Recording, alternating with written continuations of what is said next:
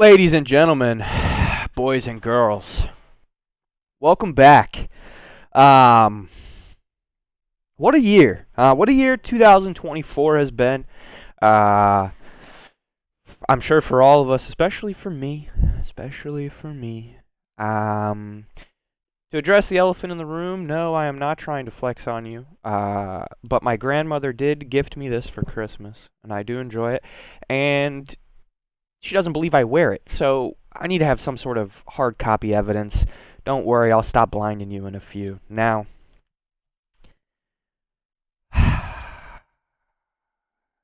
I've been, first and foremost, my name's not that important, however. Let's get through the formalities and then we can get into it. What do you say? Welcome. I think I already said that. I'm James Patrick. This is Jesters Privilege. It's been a while, folks. It's been a while since I've shown my face around here. Really anywhere for that matter. I haven't been doing much. Just working, sleeping, working, sleeping. The holidays were lovely. A lot of people say it didn't feel much like Christmas, did it? To that I say I was complaining like an old grouch that my apartment complex didn't even bother to put up no Christmas lights. But at the end of the day, it is what you make it. And my peoples and I, my family, my grandmother, my sister specifically, we made it a lovely time. Had a nice dinner. Um, had some dessert. We were trying to watch the last special of Bill Engvall before he retires. Her television was tripping, so I say, don't worry about it, Granny. Let's throw on Netflix. Made my grandmother listen to Shane Gillis talk about the difference between him and a Navy SEAL fingering his girlfriend with my grandma on Christmas Eve for about 15 to 20 minutes. It was a great time. I was laughing. And then, what else? Just a lot of work.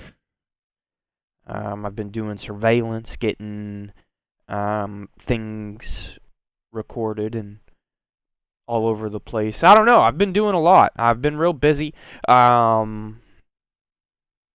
This is one of the last episodes we'll have in with this setup here in this room.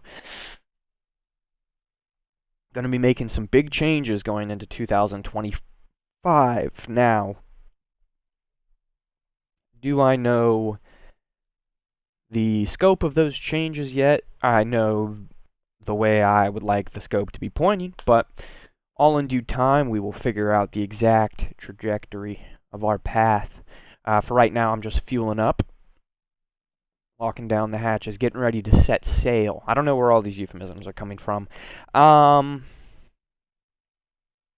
But yeah, I'm going to be moving out of this place. I'm not sure where yet, but it will be happening quickly.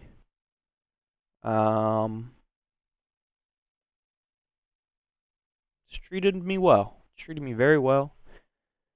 A lot of great memories in this place. I'm a younger buck here, only 21. My adult years, I've already been in and out of a bunch of different, places I've called home. It's kind of weird saying goodbye to this one though, but admittedly, I don't want to be here anymore. It's a miserable place. Again, it is what you make it, much like I said about Christmas. At the end of the day, this apartment's no different than any other four walls that would enclose me and I could call home, but I've made it something I no longer want to be inside of. I often do that with my partners as well. I just get sick of them. Also, and I'll share with you, you like this? After Christmas, I was having a conversation with my buddy, and I said, I've been a fan of this team as long as I've been alive, as long as I can remember watching football. I've been a fan of the Pittsburgh Steelers. Now, in those 21 years of fanship or supporting this cast of people, ever rotating cast of people, I never once would have thought to um, buy myself an apparel, any sort of apparel from uh, a team I liked, right? Um, well, lo and behold, I was trying to, and we're still working hard, folks. Trying to recruit my grandmother to be the newest addition to the Pittsburgh Steelers fan club. And I made her watch a game with me. We watched Jameis Winston in the snow crush the Pittsburgh Steelers for the first time in the regular season in something like 30 years. It was quite embarrassing. Might have got that stat mixed up with a Philly stat, but that's all right. The point is, Jameis Winston put on a, uh, Lord bless us all for this football weather type performance, and Steelers got dogged. She watched one game and she goes ahead and does that for me. So I said, you know what? I think that women might be in some ways important. Might need to have them because I never would have thought to do that for myself. But Lord, do I love this hoodie.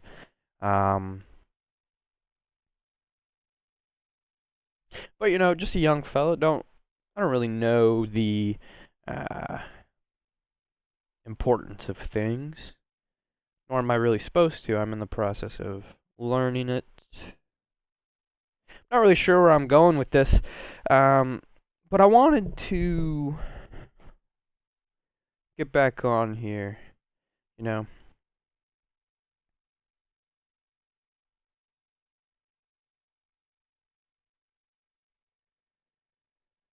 Been playing a lot of chess recently. A lot of chess. Chess changes and circumstances, baby. You know what I'm saying? Um, Chess, I'm sure, like many other things, is teaching me just how stupid I am. The interesting thing, I was reading. I don't know if it's true or not, but sounds true. So that's how I'm gonna live. There's more variations in the game of chess than there are recognizable atoms in the observable universe. There are more ways to move those pieces on that board than there is of all the things that make us up. And then Jordan Peterson was talking about how there's great freedom and no freedom, or sorry, great freedom within the confines of the rules, and he used chess as an example, and then he said this, and there are more variations of chess than there are atoms in the observable universe, and yet it's confided by rules, and the system of rules is only what really allows the game to progress. So if you want to maximize freedom within the space that is allowed, that freedom's only allowed within the confines of the game. So for that freedom, you have to. If anyone can put that together, that's kind of what's been rattling around in my head. So I'm going to sleep thinking about chessboards. Like Beth Harmon, I'm fucking visualizing it in my head. Not to the degree, obviously, because obviously Beth Harmon's a fake character as well. Bobby Fischer has some interesting takes. I've heard we might not want to go down that path. Might be too far along the track of where I might get in trouble. Folks, we're heading into an important time. We're heading into a year where I urge everyone to start to wrap up a lot of the things that don't serve them. We're heading into a year where I would strongly urge people to shed the ways, their old ways, if you will. There's a lot of different ways to look at it, there's kind of this rise in occult thinking, or at least I believe like there's a lot of different subgenres of things that are kind of having great renaissances right now. It's kind of interesting. Um, will the human being ever plateau? Good question. How great do we have to be? How great do we have to be before we just decide we want to chill? Um, or maybe we were chilling and then that bitch took a bite out of the apple and then we kind of wrap back to like how important are they? I digress. Um, much like chess, though, actually, for the first time in history, there are two chess blitz champions as of today: Magnus Carlsen and what is his name? I want to call him Nero or something. I forget, but they split the first place. As my friend Harold was saying, it's cool to watch history, but that's kind of gay. Splitting first place. I don't care how good of friends you are. Someone has to go home with the glory. It feels like if you're going to split first place, you didn't want to win that bad, so it kind of feels like you're spitting in the face of everyone else who showed up to play their hardest.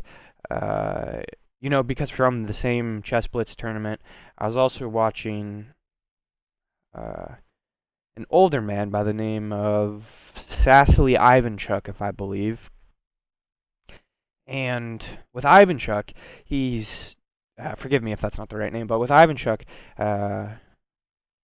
he's a bit of an older man now, and in the late-ish 80s through 90s, maybe the early 2000s, I believe it's closer to the 90s than the 2000s, he was, projected to be a chess world champion. He was projected to be one of, to really solidify himself in chess history. But Ivanchuk has a issue.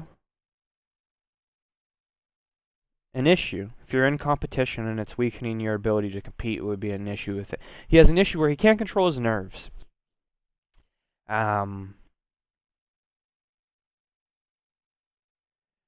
In tournaments of the past, he would be in winning positions and throw it away with a blunder, or he would fail to execute a tactic where he'd have mate in one, mate in two, something of the sort. Just misses it, which is insane for someone with this level of pattern recognition. And this was when he was a younger man, so he could, react quicker to the mistakes, perhaps. Lo and behold, Ivanchuk never reached the peak for himself that would be chess world champion. And now, in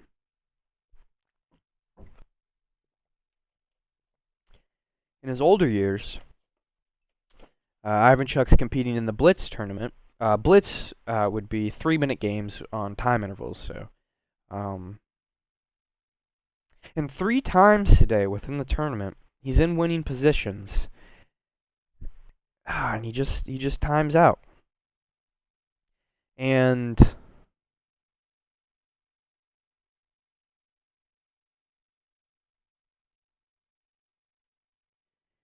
there's this video that's circulating, and he's just beside himself, and he realizes that his opponent points to the clock to allude to the fact that he has no more time left. He has timed out, and he becomes very emotional and begins weeping. Before the last move is even played to signify the game is over. And thankfully, the opponent, I believe his name is Daly or something like that, he showed great respect and waited for Ivanchuk to raise his head from his palms, not pawns, palms, before delivering the last move. And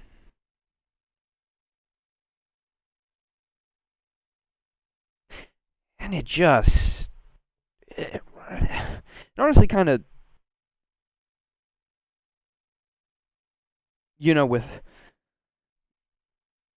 with men, there's nothing that really hurts as bad as when you when your spirit's affected. And watching that man who's devoted his entire life to something, and even in the final years of his life, he's still hammering away, not able to accomplish the one thing that he um,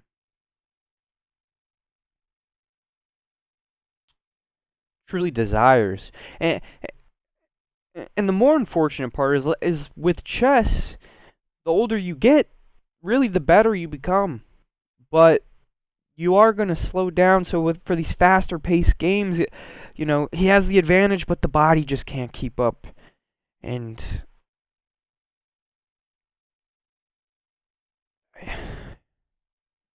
I started to, because I felt bad for the man. I felt bad that he was so emotional over this loss. Um,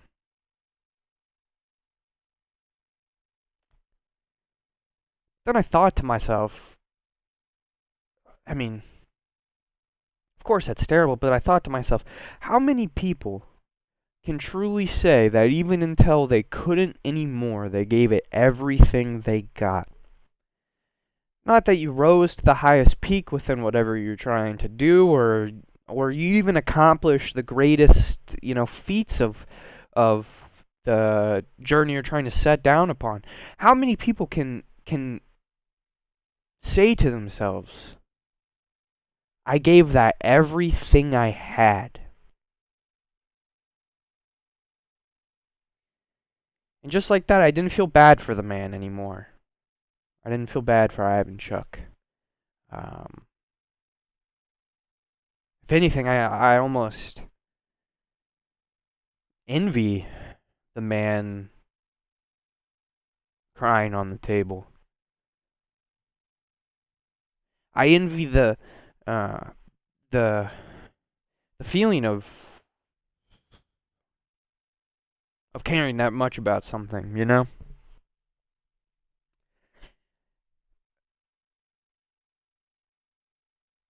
Do I envy it so much as I miss it? Not sure.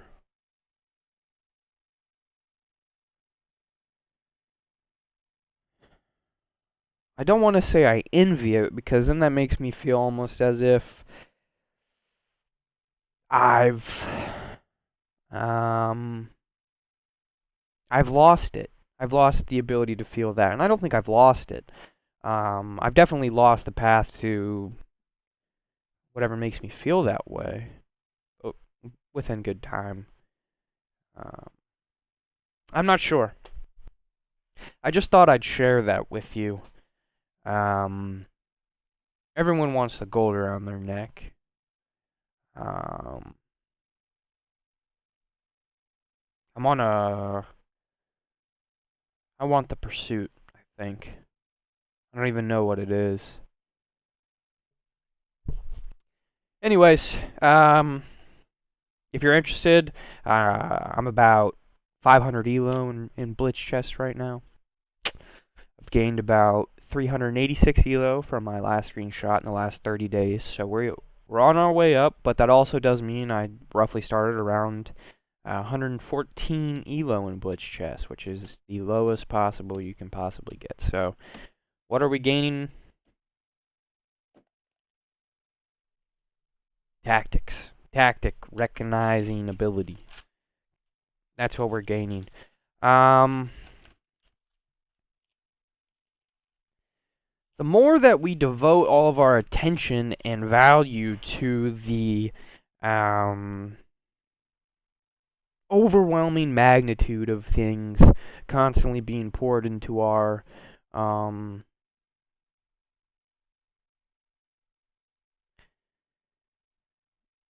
perception area, I'll say, however you want to say that. I believe the more things that we're taking in, the more things that are happening, the quicker our lives are going by. There's this. And to be honest, I've recorded 3 of these episodes and deleted them from the last time I've seen you.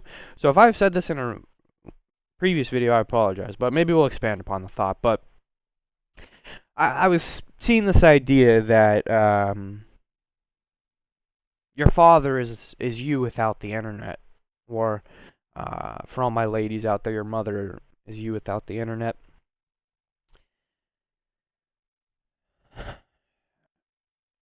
And it kind of shook me a little bit. I don't know if anyone else has ever been kind of shaken up by something like that, by that thought, but it kind of shook me. And then I started to think, more so compare uh, my life at 21 years of age, going on 22 shortly, to my father's, you know. And my father at 21, I mean, he'd been, he'd been, my father at 21 had already been to another country and been kicked out of it. My father at 21 was married. My father at 21 was divorced. My father at 21 um,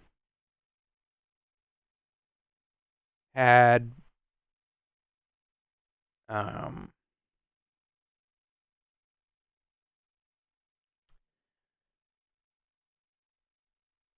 let's think of things my father didn't do. My father on his days off didn't lay in his bed for 6 hours in a TikTok hypnosis, or more, really it's YouTube Shorts, but you know what I'm saying, in a content hypnosis, um, artificially spiking uh, and triggering all of these receptors and systems in your body that are sending all these signals everywhere, and it's confusing everything, and all you're doing is laying in bed. Oh, no, my father, my father didn't do that. My father, you know,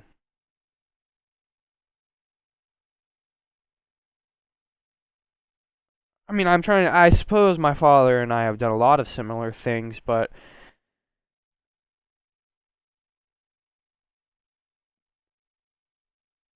I don't think I've lived much life, you know. My dad all the time, he tells me, "Oh, how old are you? 21. Go do something, go live. You're 21, you're young, go do it, And he tells me, you got this big old fucking head on you, alluding to the fact that maybe I have a slight bit of intelligence. And he's like, um, but you don't do anything. And I go, yeah, that's exactly right. I don't do anything. I know. I mean, make me take a polygraph test, and that's not even.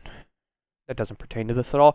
What I'm trying to say more so is I can talk about all of these things that I know about, or I can um, bring up these ideas that I have, or these ways of life that maybe you can align to, or I can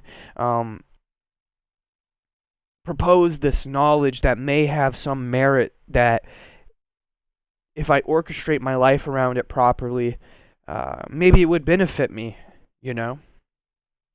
And I can die on this hill, um, proclaiming all I want about how important all of this is, but until I go do something, I have to do something, and I don't fucking do anything. I don't fucking do anything.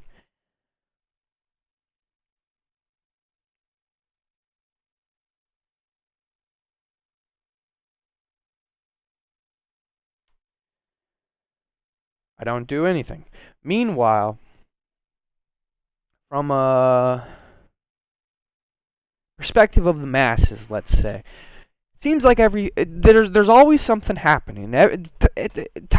Wow, this year went by fast. These years have been going by faster every year since 2012.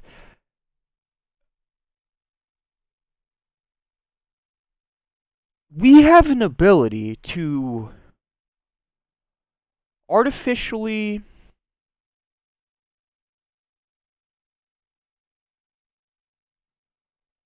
alter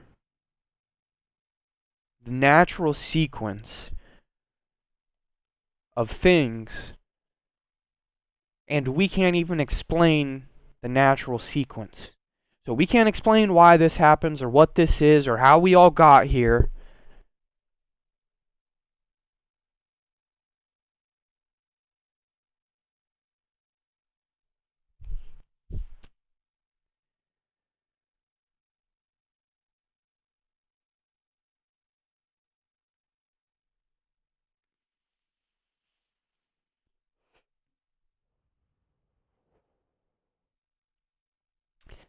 But to some degree, we know how the systems work. We know that if you want to feel good, you have to trigger this reaction within your brain. We know if um, if you want to feel motivated,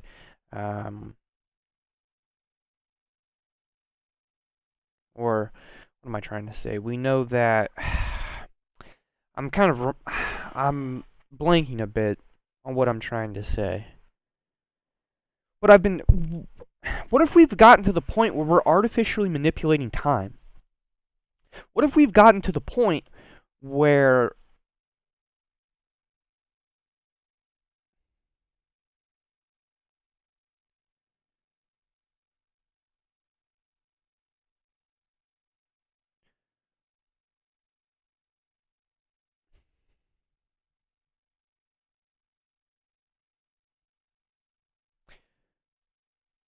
for example,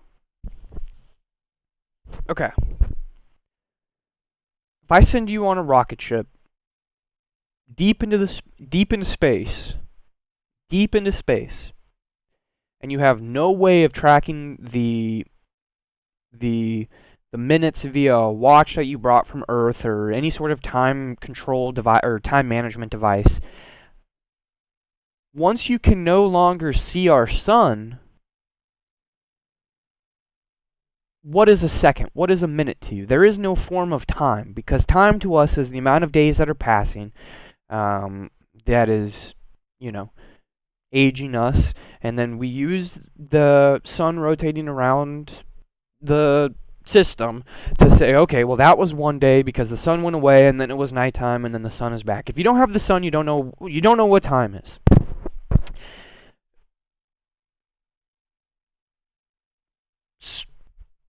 So if you have no ability to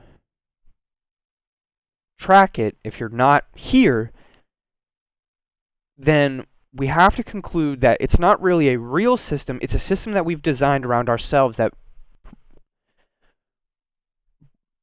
primarily benefits us. Okay? Not to say that time is a fake or time is a construct made up by humans, but I'm saying the way that we've organized time is that is a construct that we've designed that makes sense to us. That time passes. That's undeniable. What is that time? How do you decide what that time is? What the actual unit of measurement is for that time. So if by that, if we're within a system that, you know, if my dad wanted to learn how to build a table, you know, I take it back, because what the fuck do I know about building a table? Let's say my dad wanted to try to learn how to play chess. Okay, let's say my dad wanted to learn how to play chess in the 1980s, before there was really home internet. I mean, you could get on the internet, but good luck. But you know, before there was worldwide instant telecommunications, before there was, you know, what would my dad had to have done? My dad would have had to, well, you can either practice just by playing, and then maybe he has great enough pattern recognition skills that and positional awareness that he's a chess prodigy. Maybe that's the case, and he doesn't have to spend a whole lot of time trying to learn it. Maybe he has to go down to the library and get a book on chess openings.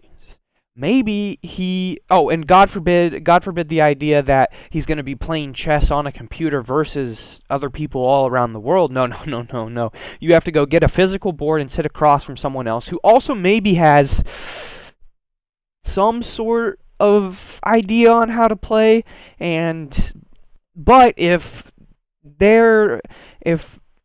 their ability to conceptualize the game is far greater than yours, well, you're not really going to get much better because he's just going to beat the dog shit out of you. And if your opponent has, and if you have a greater ability to, then you're just going to beat the dog shit out of him. You're not really going to get any better. You'll plateau. So then you have to travel to go find other. So my point is that just the process in which my father would have had to go through to learn about the Sicilian, or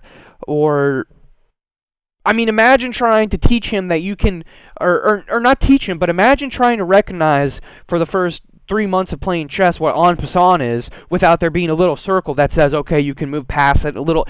What the fuck is en passant? Do you know? I bet you don't. How would he have known without it? You see what I'm saying? So now, just to learn this one thing that is maybe, if chess is, let's say, 10% of my life right now, well, why is it 10%? For me, it's only 10% of chess, or 10% of my life. Because to learn chess for me, I'm watching YouTube videos. I can play, and I'm not exaggerating, I can play 200 games of chess a day versus different people everywhere. And there's no lapse of time in between games. There's no limit on how many I can play a day. Now, if I'm playing and something happens and I don't understand what just happened, well, I don't have to get out a notebook and take down the position and then go back and look at it later, somewhere where I would actually have, my books of chess theory to greater understand what just happened to me. Nope. I have Stockfish. I can just run the engine, and the engine will tell me what statistically is the best move, and will give me the greatest. This is how you defend against this every time, and then it's no different than these. Sorry, it's a mirrored camera. It's no different than these Rubik's Cubes behind me. I would solve those Rubik's Cubes growing up, and people who don't know anything about a Rubik's Cube, you solve a Rubik's Cube in front of them really quick, and like, oh, you must be smart, huh? And I go, sure. I'm dumb as a box of bricks, dude. I'm decent. I have decent memorize. See, I don't even see. What am I even trying to say? Fucking moron. I have a decent ability to memorize patterns and sequences that could be multiple moves long. So, all in all, let's say I put in 2 hours into chess every day with all those differences I just laid out in front of you. Assuming that my father and I have the same intellectual capabilities, I'm going to grow exponentially faster than my father in chess ability just because of the resources I have available. And then I'm also becoming exponentially better than my father while devoting less time to it. It takes me less time.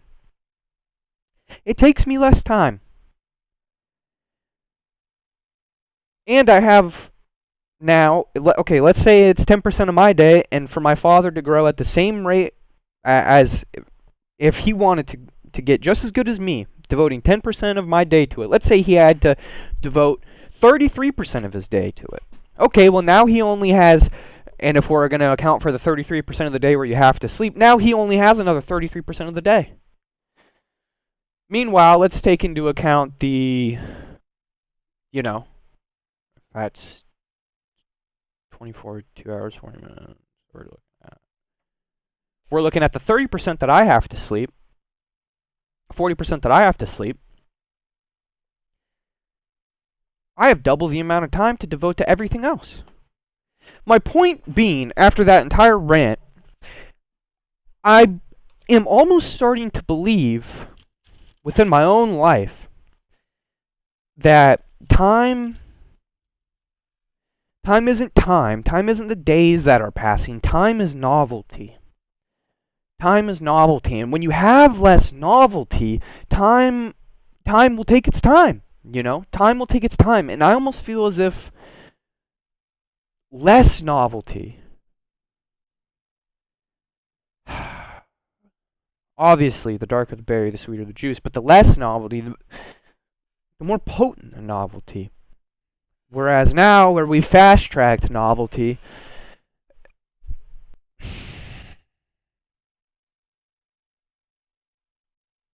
am I going to die faster than my father because of how I've expedited my life? I wonder if my father was balding like I am at 21 years old.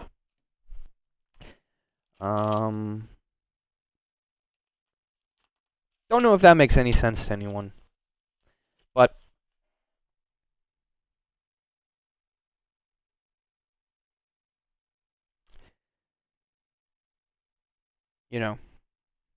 they say you can never get time back. You can never get your time back. Hey, I'll fold 10 times out of 10 on that hand. I understand the odds of me getting my time back. I'm not so much worried about that anymore. And I don't think anyone should be. We're in this culture where it's,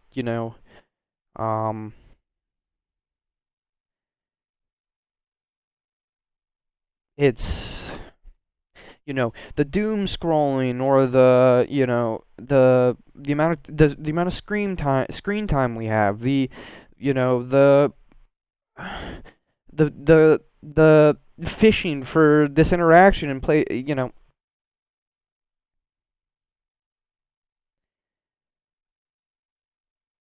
it all deprives us of novelty. It all deprives us of the novelty of our time. And not to say that means that I should set fire to my computer and only go back to books. No, I have to utilize the tools that are granted to me that were not granted to the generations prior. But also, at what point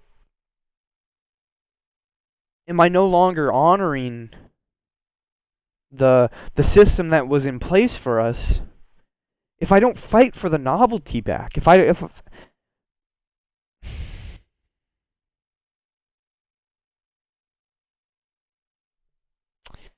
I digress on that topic. I think my edible's kicking in. But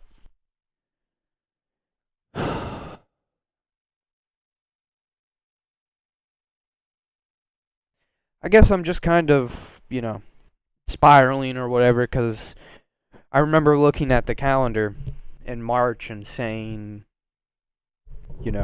wow, in comparison from March to January, I was like, wow, we got to March really fast.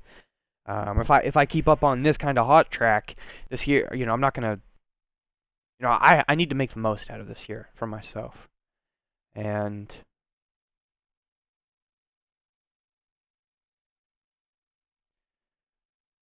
And then as I stand here today, I try to reflect and kind of beat myself up about how much time I've wasted. Um, that I could have been doing this or I could have been doing that.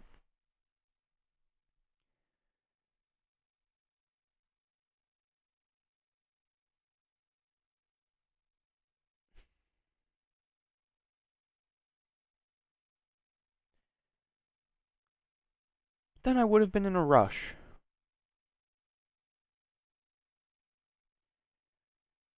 And what I realized is what I did this year was slow down a lot.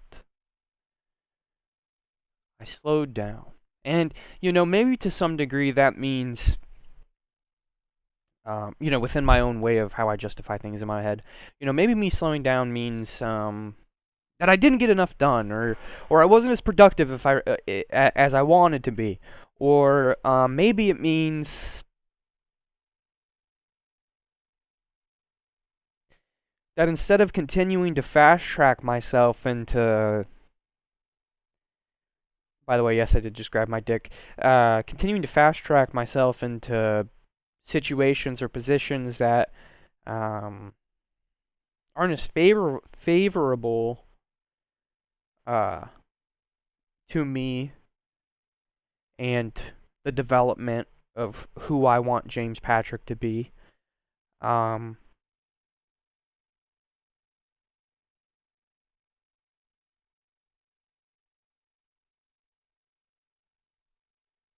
I was able to reconceptualize the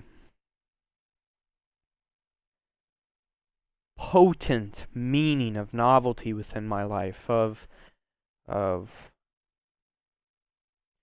really, you know, when you're a kid, when I'm a kid, and I'm still very young. I'm like I said, I'm still a kid, but obviously perspective, I was younger then. So when, and not to speak for all kids again. So let's just speak. When I was a kid, I I was a very heady kid. I was constantly,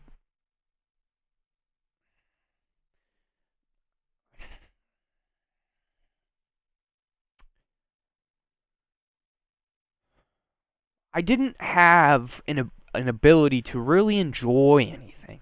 A lot of my enjoyment was uh, spent in reflection, or rather, a lot of my time feeling enjoyment was spent in reflection. Um,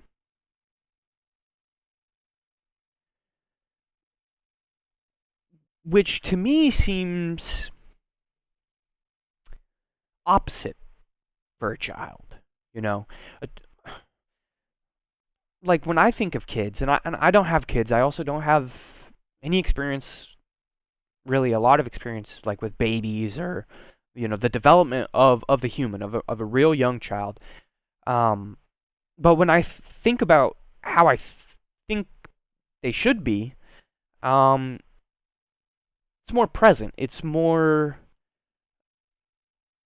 hands-on, more wowed, or you know,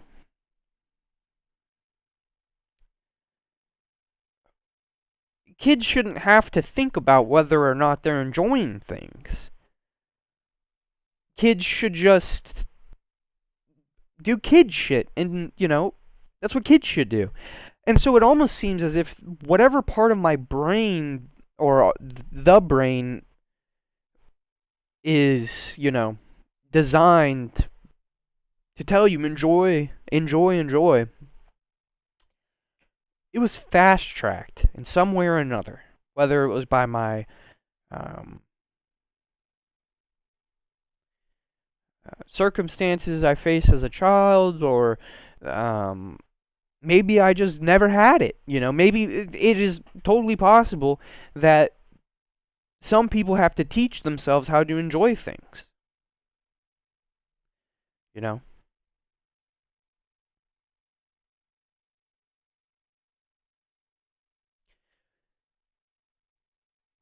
I say all that to say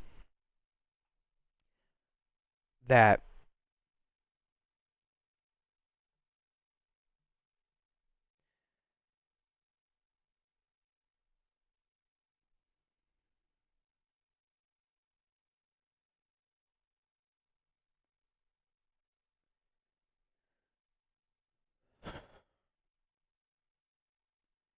the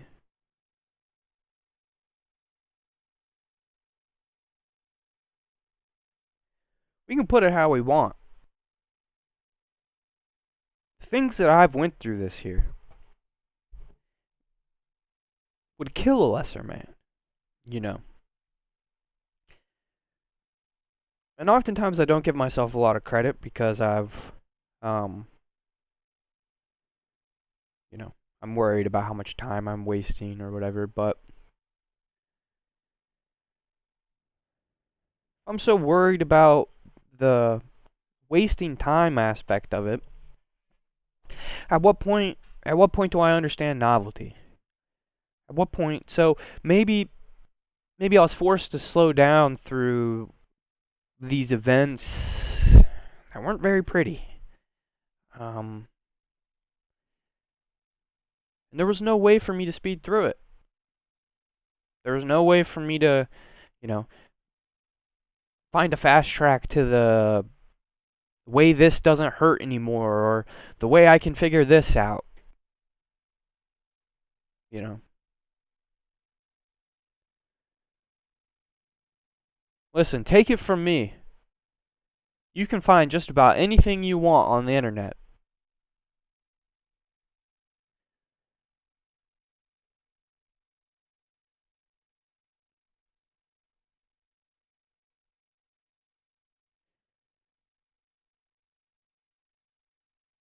But you can't find anything that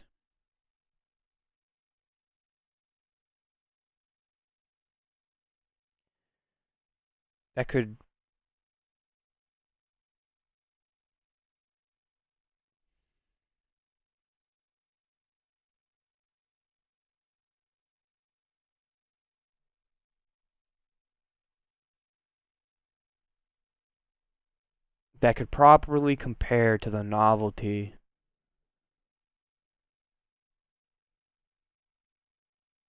of slowing down and savoring the process in which it takes to understand why you feel like that, or um, to, you know, appreciate the process of not take for granted so much the fact that I have this great ability to, you know, supersonic speed, take in any amount of information I want. Um,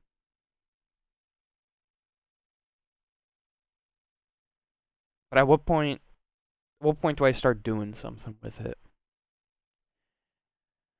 So that's what that this year has taught me. Um, this year's taught me that I don't even know what I'm trying to say on that topic anymore, folks. But uh,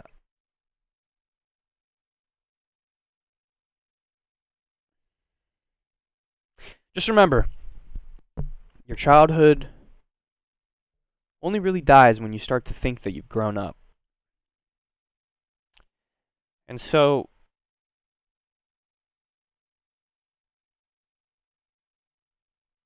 if I'm still a child, well, this is how I come to this point. I go, obviously, I'm grown up. I've grown up since I was younger. Um, I don't think I'm really what a grown up is, or like what I conceptualized a grown up to be. Like when I was younger and had to try to think about what a grown up was, and then I look at my father and I'm like, "Well, you don't really feel like a grown up, do you either?" And he's like, "Well, no." He's no. So even though I was really young and I put myself through all of that, really I put myself through all that suffering, not just allowing myself to enjoy the novelty of small things. That part of me isn't dead, and I can still um, approach things with an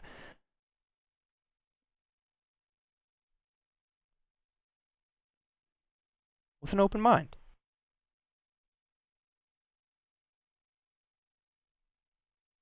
I'm not sure. I'm not sure. But like they say, nothing good comes easy, and nothing good comes quick. Um, we know life's a zero-sum game. Then,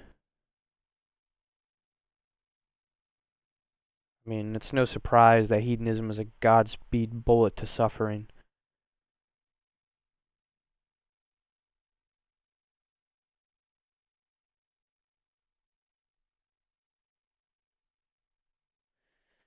And gluttony is one of the 7 deadly sins, folks.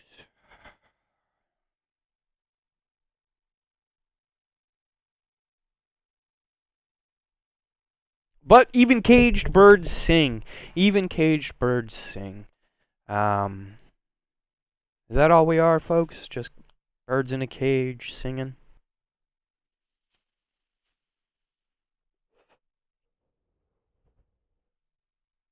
have we even at this point forgotten the songs that our ancestors used to chirp in nature? Are we even singing the same tune? Because we know animals, like um, you know, we're not clean slates. Like, why, I don't even know what I'm trying to think of, like, an example of.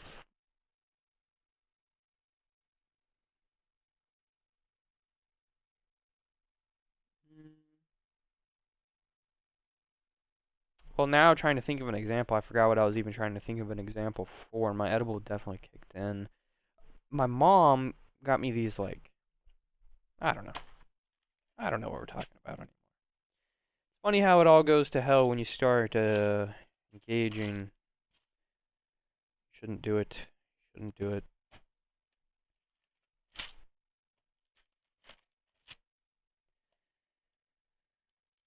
Shouldn't do it.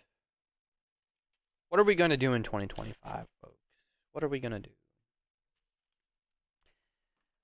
I'm not sure. I'm not sure where these roads will take us. It's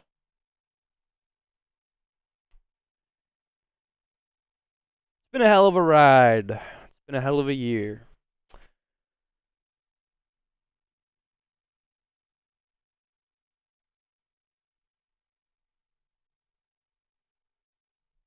I really am going to miss this place.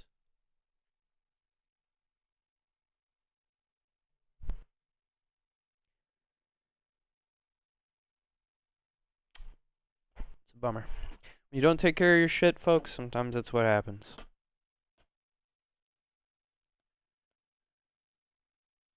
I feel as of this point, this is kind of, the light in the, or the fire to the candle is kind of self-distinguishing. Kind of run out of the things I wanted to bring up, from the novelty to the chest to the how I'm doing.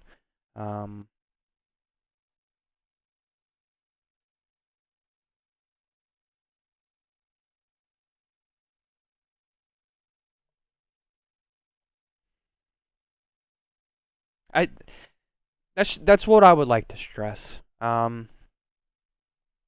Going into 2025, folks, please.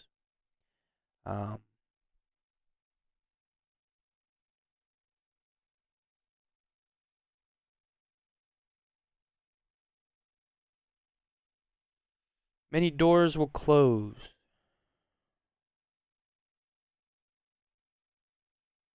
That's the way it's supposed to be.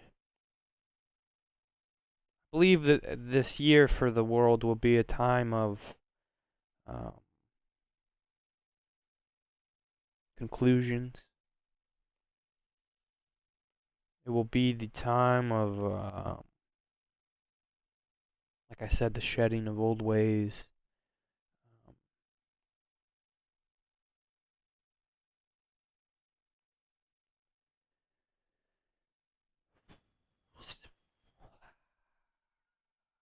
I don't think it'll be easy, that's for sure, but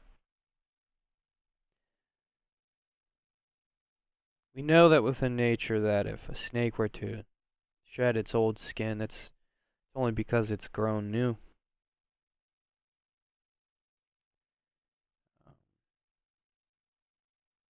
So within this process of molting, if you will, I urge everyone to seek out the novelty, to start to really question the interrogate, if you have to, the part inside yourself that can't stop screaming about what it wants to do, and maybe even whatever it's screaming about, what it wants to do is getting lost in translation. Maybe he speaks a different language than you. I don't fucking know how it works, but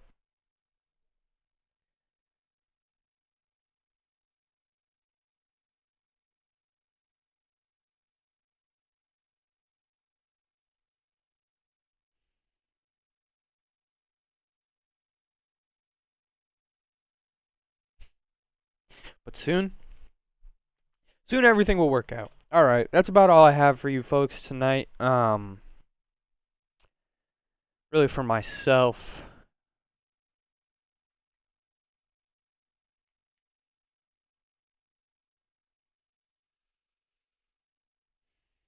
going into the new year, even though, as I mentioned, there will be a change in the scenery, the more and more I think to myself, the more and more I recognize uh, just how much I like to do this. So I'm going to keep doing it. And I'm very excited to see um, uh, kind of the growth, or I'm excited to see the ways in which we will grow, I should say, uh, both in thought and in spirit.